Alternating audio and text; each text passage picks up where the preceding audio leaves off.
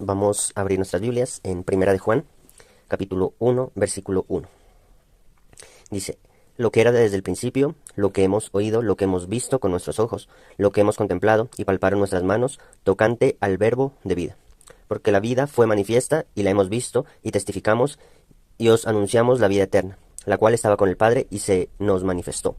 Lo que hemos visto y oído, eso os anunciamos para que también vosotros tengáis comunión con nosotros, y nuestra comunión verdaderamente es con el Padre y con su Hijo Jesucristo. Estas cosas os escribimos para que vuestro gozo sea cumplido. Aquí miramos en estos versículos que Juan reitera varias veces que él ha oído y ha visto con sus ojos. Dice lo que era desde el principio, lo que hemos oído, lo que hemos visto con nuestros ojos. Más abajo dice, y la hemos visto y testificamos y os anunciamos la vida eterna. Versículo 3, lo que hemos visto y oído, eso os anunciamos. Si miramos un poco el contexto de lo que Juan estaba escribiendo, miramos que estaba en una época, alrededor del año 90 después de Cristo, donde Juan se constituía en el último de los apóstoles con vida, en el último testigo, fiel testigo ocular de todo lo que Jesús hizo. Y él quería generar una convicción en la persona que leía, en el lector, sobre esa fidelidad de este texto, resaltando que él ha oído y que él ha visto. Incluso dice lo que palparon nuestras manos, tocante al verbo de vida, o sea, a Jesucristo. Él incluso pudo tocarlo y pudo ser testigo porque Juan fue uno de los apóstoles más cercanos a Jesús. ¿Y por qué reiteraba tanto y por qué quería que haya una convicción tan profunda de que era un testigo fiel? Porque en aquella época se estaban levantando mucho personas que enseñaban falsas doctrinas, principalmente personas que querían desvirtuar el hecho de que Jesús fue encarnado, de que Jesús fue hombre. Corrientes como el gnosticismo. Entonces, Juan lo que quería en ese momento era generar una certeza. Certeza que se tenía que generar en las personas que leyeran estos escritos y certeza que se tiene que generar en nosotros en cuanto a nuestra convicción de fe, en cuanto a nuestra convicción de lo que somos, de lo que creemos y de lo que hacemos por Dios.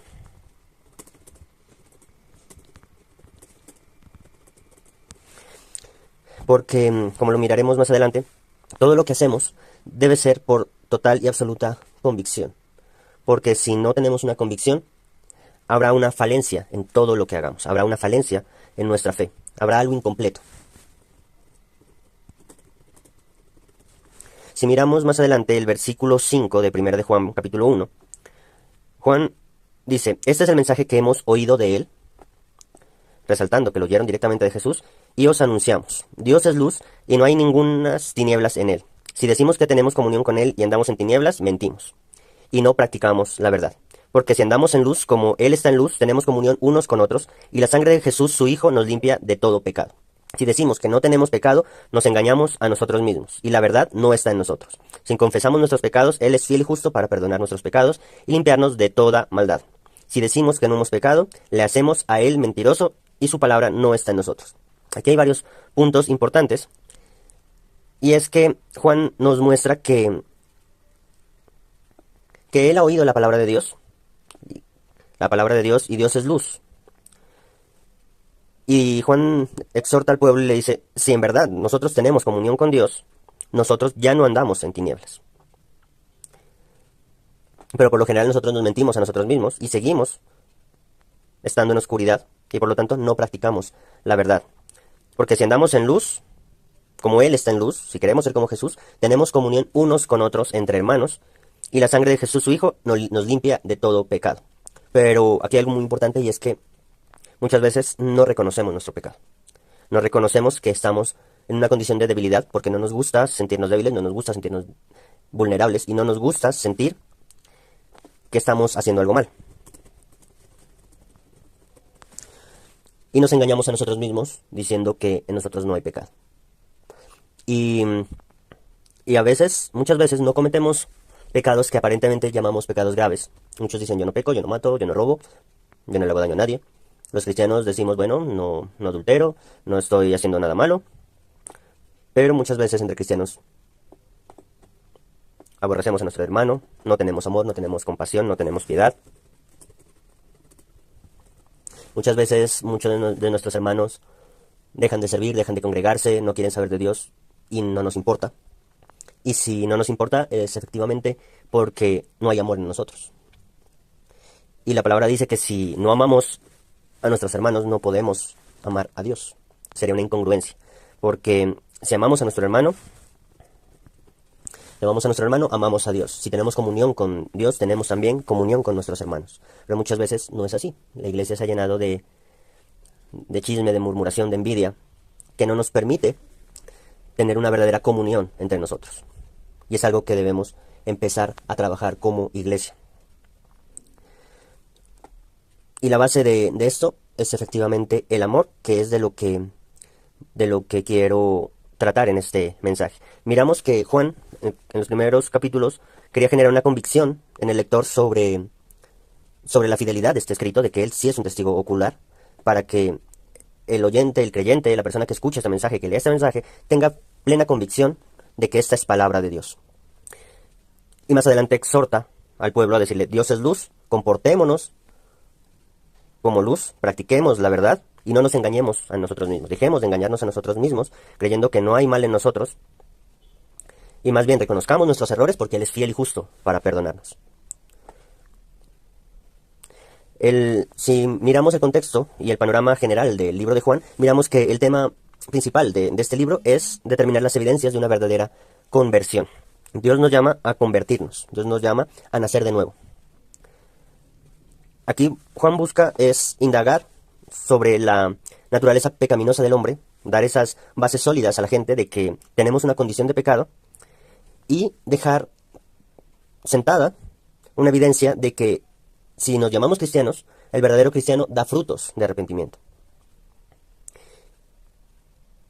Y si somos cristianos debemos dar fruto y debemos mostrar un cambio en nosotros.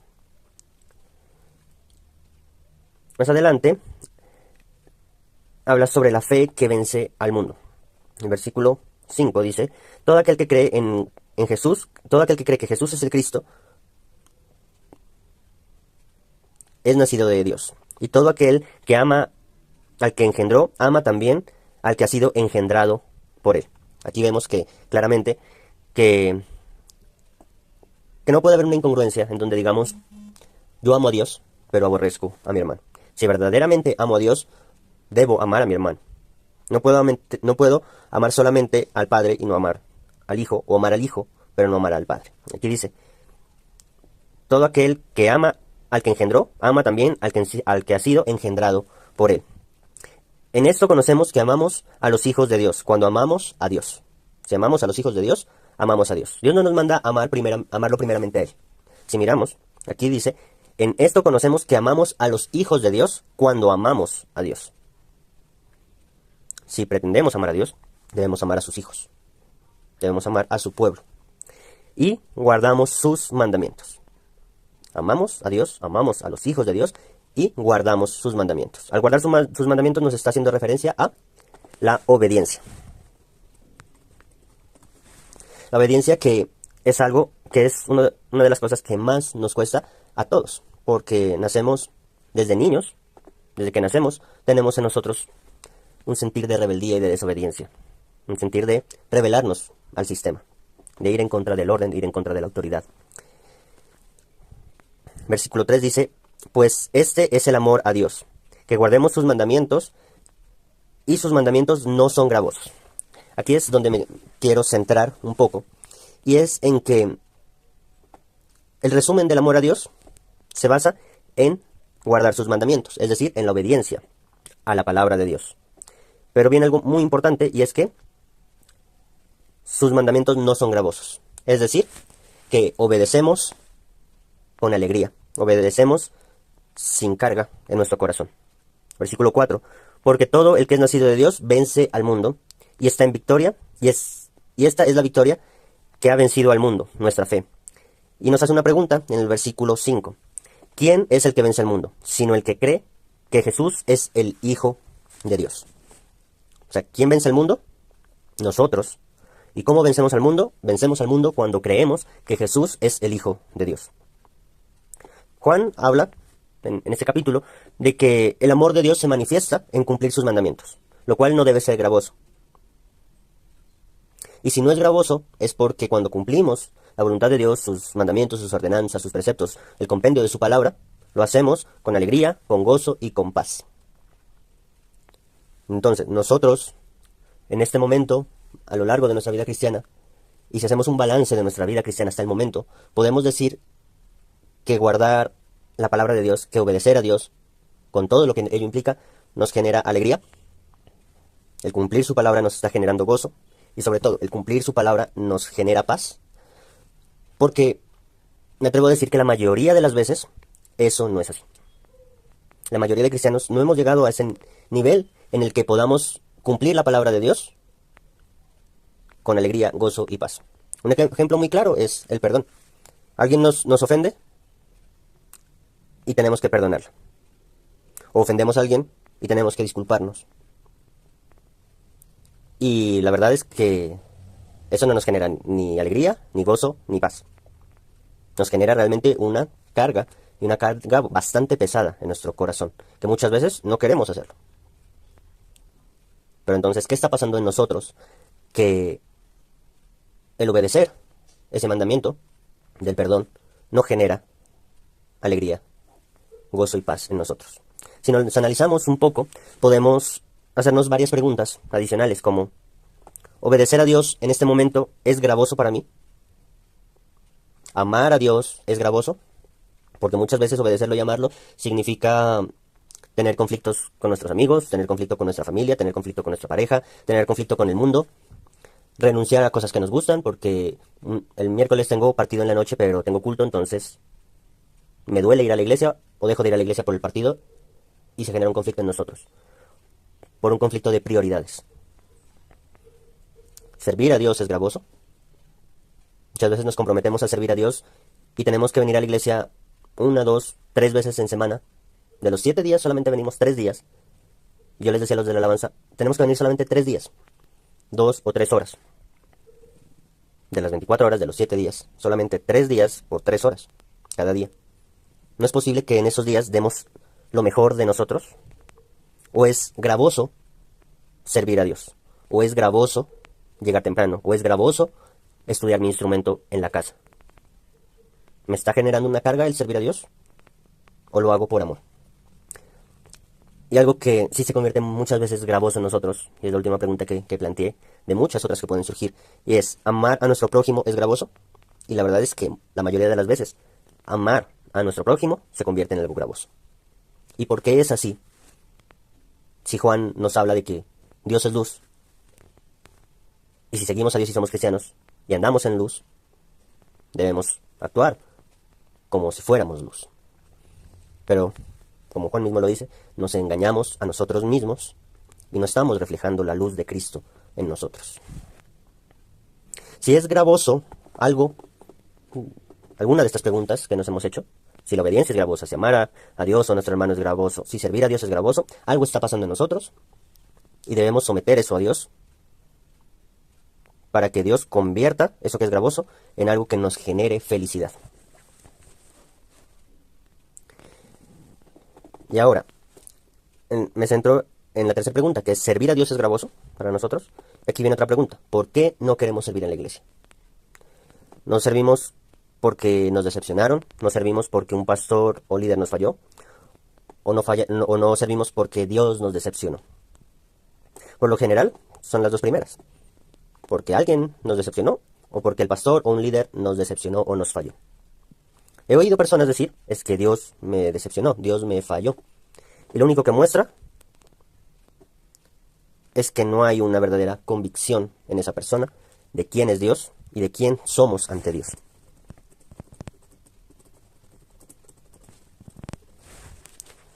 Falta de conocimiento de la palabra. Porque Dios es el único que nunca nos falla, porque Él se ciñe a su palabra. Dios es justo, Dios es recto, Dios es inmutable, no cambia. Dios no cambia por una persona.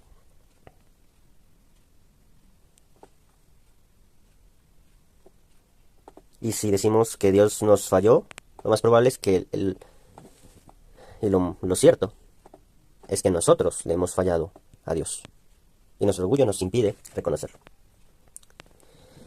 En cuanto al servicio, hay muchas personas que se les ofrece servir en la iglesia y responden, yo no me comprometo, aún no estoy preparado, aún no estoy listo, estoy en proceso. Pero la pregunta es, ¿cuándo vamos a estar listos? ¿Cuándo van a terminar esos procesos? Aún muchos de los que sirven se comprometen a servir, pero con reservas.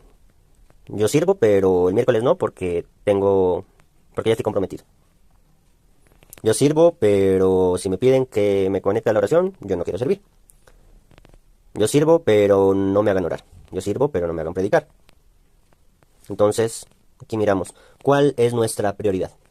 Nuestra profesión, nuestro trabajo, nuestra familia, el deporte, la recreación, nuestros amigos, el qué dirán de la gente, el qué piensan de nosotros, o nuestra prioridad es Dios. Sin que esto signifique que debamos dejar a un lado todo lo demás, porque estamos en el mundo y debemos comportarnos como personas normales, sin que esto implique que nuestra prioridad siga siendo Dios. Y teniendo en cuenta que hay una promesa de parte de Dios para nosotros. La palabra dice, buscad primeramente el reino de Dios y su justicia, y todo lo demás será añadido. Si Dios nos da esta palabra, entonces, ¿por qué no servimos? ¿Por qué no nos comprometemos? ¿Acaso no creemos en que Dios puede encargarse de todos nuestros asuntos si nos comprometemos con Él? Porque no es comprometerse solamente con la iglesia, no es comprometerse solamente con un servicio, es comprometerse directamente con Dios. Y es lo que debemos entender como siervos de Dios, que no estamos aquí para complacer al pastor ni al líder, estamos aquí para servir y agradar a Dios. Y si Él está agradado, podemos tener la plena convicción de que Él se encargará de todo y todo nos será añadido. Entonces, si Dios nos dice que Él se encargará, si lo servimos, si lo buscamos primeramente a Él, entonces ¿por qué muchas veces le damos migajas? ¿Por qué le damos las sobras de nuestro tiempo, las sobras de nuestro talento, las sobras de lo que somos? Porque muchas veces no nos entregamos a nosotros mismos para servirlo. Yendo un poco más adelante hacia la obediencia y la felicidad que nos debe causar esa obediencia, podemos analizar lo que dice el Salmo 19, versículos 7 y 10. Este salmo lo leía esta mañana en la oración y Dios me mostraba perfectamente cómo encajaba el versículo 7 hasta el 10 con este mensaje. Y dice, la ley de Jehová es perfecta, que convierte el alma. Los mandamientos de Jehová son rectos, que alegran el corazón. El precepto de Jehová es puro, que alumbra los ojos. El temor de Jehová es limpio, que permanece para siempre. Los juicios de Jehová son verdad, todos justos. Deseables son más que el oro, y más que mucho oro afinado. Y dulce más que la miel, y que la que destila del panal. Si miramos desde el versículo 7, inicia diciendo, la ley de Jehová es perfecta. La palabra, la ley, representa la palabra de Dios, que no solamente se basa en leyes, sino en mandamientos, ordenanzas, preceptos. Toda su palabra está llena de mandamientos para nosotros. No solamente mandamientos, sino promesas por el cumplimiento de esos mandamientos. Entonces dice, la ley de Jehová es perfecta, que convierte el alma. ¿Qué significa convertir? Significa que debe haber una transformación en nosotros. Debe haber un cambio. Entonces, ¿qué es lo que nos convierte? La palabra de Dios. ¿Y por qué muchas veces no cambiamos? Porque falta palabra de Dios en nuestra vida. Por lo tanto, miramos que la palabra de Dios es la que nos da las herramientas para vencer. Nos da las herramientas para vencer. ¿Y qué es lo que tenemos que vencer? Por lo general vamos a responder a Satanás o al mundo. Pero lo cierto es que muchas veces, y me atrevo a decir que la mayoría de las veces, tenemos que vencer lo que está en nuestra mente.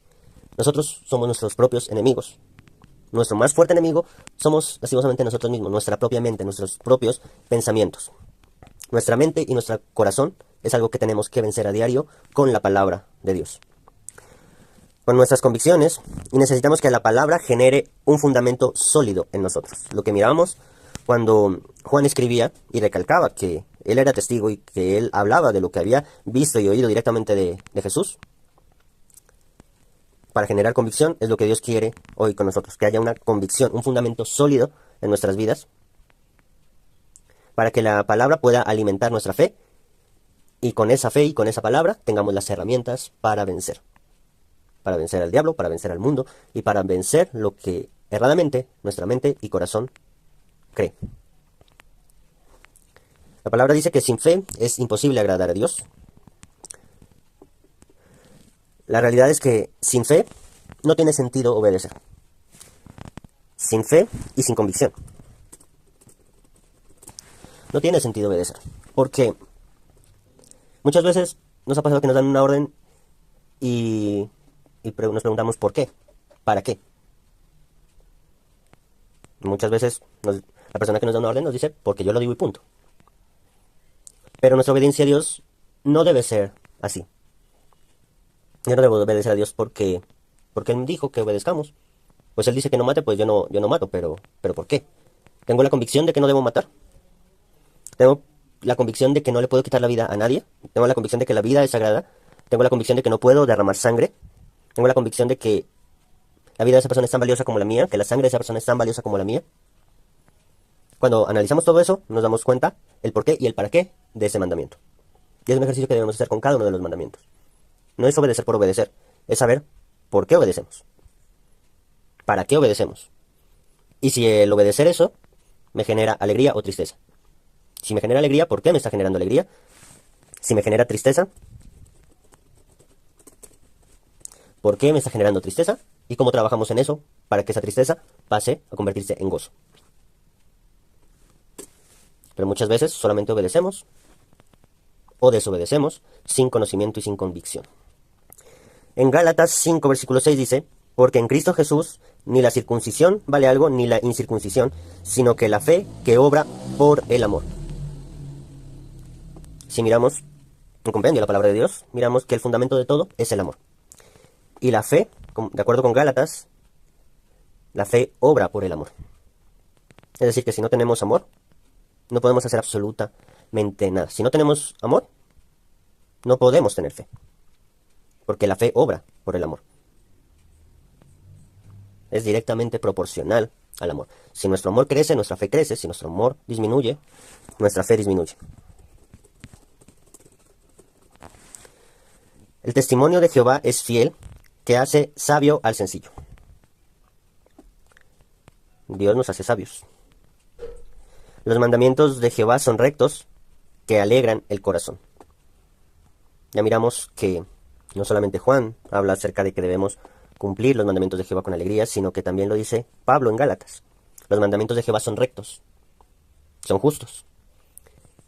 Y el cumplirlos debe alegrar nuestro corazón. El precepto de Jehová es puro y alumbra nuestros ojos, porque Dios es luz y andamos en tinieblas. El temor de Jehová es limpio, que permanece para siempre, y los juicios de Jehová son verdad, todos justos, deseables más que el oro. Vamos a 1 Samuel 15:22. Dice, Samuel respondió, ¿qué le agrada más al Señor? ¿Que le ofrezcan holocaustos y sacrificios, o que obedezcan lo que Él dice? Obedecer vale más que el sacrificio, y prestar atención más que la grasa de carneros. Los judíos, debido a todas las ritualidades que hacían, se volvieron muy cerrados y creían que con un sacrificio solucionaban todo. Que con un sacrificio agradaban a Dios, con un sacrificio recibían perdón de sus pecados. Pero estaban obedeciendo solo una cosa, el sacrificio. Y todo lo demás no lo cumplían. Y esto lo miramos cuando vino Jesús con los fariseos, que ellos se ufanaban de cumplir la ley, pero no lo hacían. Ellos mismos la infringían, o incluso la distorsionaban. Y creían que un sacrificio solucionaba todo. Jesús fue nuestro más perfecto sacrificio. Y con ese más perfecto sacrificio,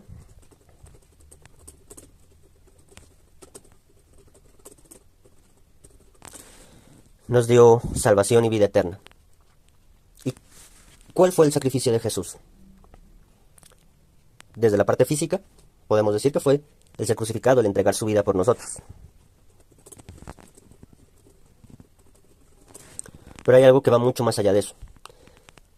El sacrificio de Jesús fue el aprender a obedecer. Jesús tuvo que aprender a obedecer y tuvo que obedecer la voluntad del Padre. Ese fue uno de los más grandes sacrificios que Jesús hizo. Fue su máxima expresión de adoración.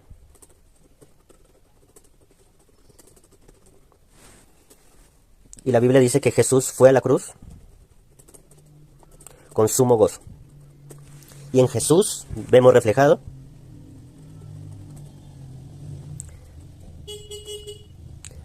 que Él obedeció con alegría y gozo.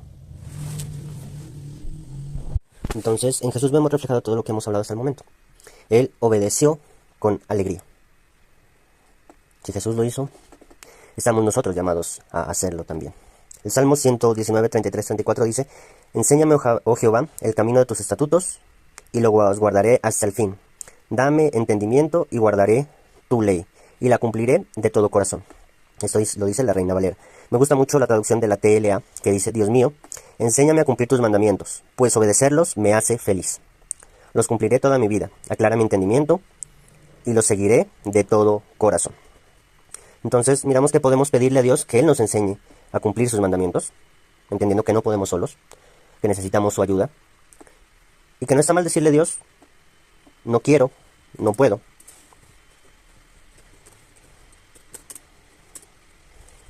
Enséñame a cumplirlos, enséñame cuáles son tus mandamientos, enséñame ese por qué y para que tenga sentido cumplirlo, y enséñame a cómo debo hacerlo. Él no solamente nos enseña, sino que nos da entendimiento para poderlos poner por obra. Porque no es solamente el conocerlo y cumplirlo por cumplirlo, sino el entender el por qué y el para qué debemos hacerlo. Recordemos que debemos conocer, interiorizar, comprender y entender la palabra de Dios. Pablo nos habla en Romanos acerca del culto racional, donde interviene el entendimiento. Dios no quiere que simplemente sepamos que debemos hacer algo porque Él dijo y lo hacemos porque sí, sino que debemos entenderlo.